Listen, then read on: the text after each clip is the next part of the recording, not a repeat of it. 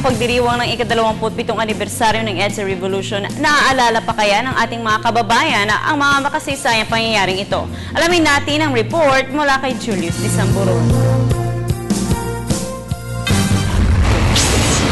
Ang EDSA, kapag traffic sa Metro Manila, ito'y kilalang kilala.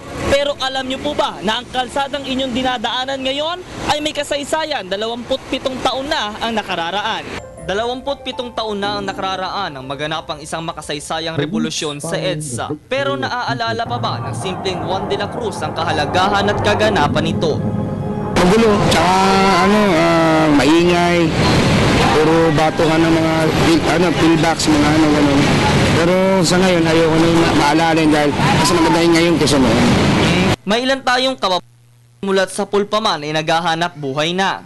Wala kami, naghahanap buhay kami dito. Naghahanap buhay na. Oo. Nung tayo po yun, ganito na rin po. Oo, talaga. Hanggang dagang na yung trabaho na naghahanap buhay. Yung ibang panahon niya yun. Opo. Pero noong 1986, medyo maganda-ganda pa ang mga araw. Nung 1986 revolution po ba? Marami po ba talagang tao? Opo, sa EDSA. Hindi naman, ayos lang.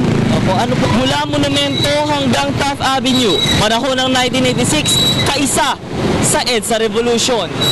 Ilan sa atin, gaya ni Nanay Vicky, na tila naaalala ang mapayapang revolusyon na diyan nakilala ang ating bansa. Okay naman. Hindi naman po masyadong Hindi. Bahagi ng selebrasyon ng pagkamit ng kalayaan. Kaisa si MMDA Ska Jose Pacheco sa naabutan ng aming news team na dadalo sa anibersaryo ng EDSA. Sa mga kababayan, alalahanin po natin yung EDSA kasi yun po ang naging kalayaan, yung EDSA po.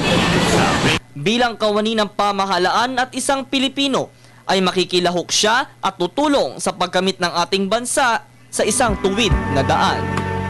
Sana'y maisip ng kasalukuyang henerasyon ang tunay na diwa ng EDSA Revolution at ang demokrasyang tinatamasa ng bawat Pilipino.